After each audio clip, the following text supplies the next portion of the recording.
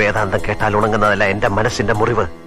ഒരു തെറ്റും ചെയ്യാത്ത എന്റെ ഉറ്റവരെയെല്ലാം നിമിഷം കൊണ്ട് ചുട്ടുകരിച്ചതും നിന്റെ ഗുരു അറിയുന്നില്ലേ? കോടിക്കണക്കിന് മനുഷ്യർ വസിക്കുന്ന ഈ ഭൂമിയിലെ പ്രശ്നങ്ങൾ പരിഹരിക്കാൻ നിന്റെ ഗുരുവിന് കഴിയോ? സൊമാലിയയിലെയും സയറിലെയും ലക്ഷക്കണക്കിന് പാവപ്പെട്ട മനുഷ്യർ പട്ടിണി കൊണ്ട് മാത്രം മരിക്കുന്നു. അതിന് ഉത്തരവുണ്ടോ നിന്റെ ഗുരുവിന്?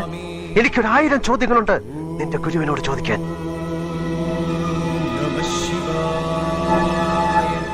ശരി ഉത്തരം നിശ്ചയമായും ഗുരുവിങ്കലുണ്ട് രഘുരാമൻ. നിങ്ങൾ ഒന്നും ചോദിച്ചില്ലല്ലോ. നിങ്ങൾക്ക് ഇവിടുത്തെ സത്യം അറിയണ്ടായിരുന്നല്ലോ. ഇവിടെ നിങ്ങൾ കണ്ണുകളും കാതുകളും അടച്ചല്ലേ ഇത്രയും ദിവസം കഴിഞ്ഞുകൂടിയത്. അത് നിങ്ങളുടെ മാത്രം കുറ്റമല്ല. ആരാധനാ ദോഷം കൊണ്ട് അന്ധരായി പോയവരുടെ ലോകത്തിലാണ് നിങ്ങൾ ജീവിക്കുന്നത്. ഇവിടെ വെളിച്ചവുമായി എത്തുന്ന ഗുരുക്കന്മാരെ നാം എങ്ങനെ തിരിച്ചറിയും? അവരുടെ ത്യാഗത്തിന്റെ വേദന അനുഭവത്തിലൂടെ അറിയുന്നതുവരെ നിങ്ങൾക്കിതൊന്നും മനസ്സിലാവുകയില്ല. ലോകത്തിന്റെ അന്ധത മാറ്റാനെത്തിയ ദൈവനിശ്ചയം തന്നെയാണ് ഗുരു. അത് കാലം തെളിയിക്കും.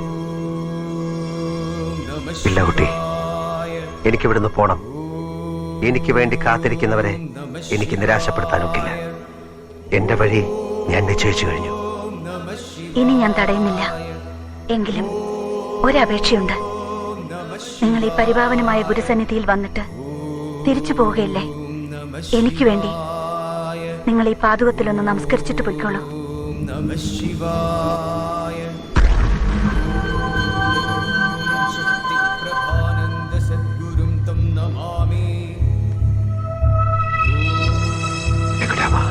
വേണ്ട, ഒരു പെണ്ണിന്റെ വാക്ക് കേട്ട് നിന്റെ മനസ്സിന്റെ കടിഞ്ഞാൻ അഴിഞ്ഞു പോകരുത്.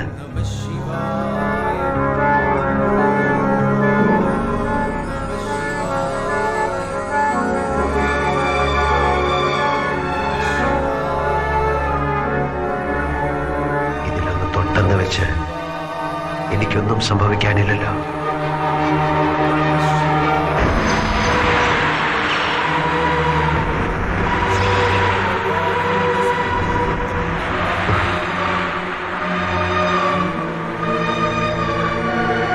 എന്താണ് സംഭവിക്കുന്നത്? എന്റെ ഓർമ്മകൾ മായുന്ന പോലെ.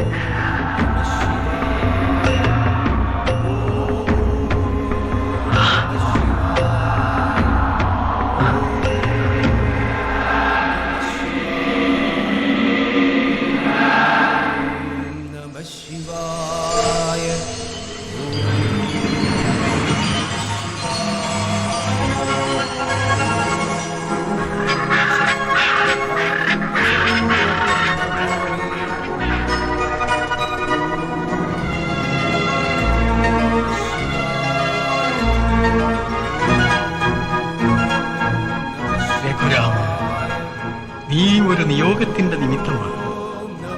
നീ അറിയാതെ എത്തിയിരിക്കുന്നത് ശാന്തിയുടെ ഗിരിശൃംഗങ്ങളിലാണ്.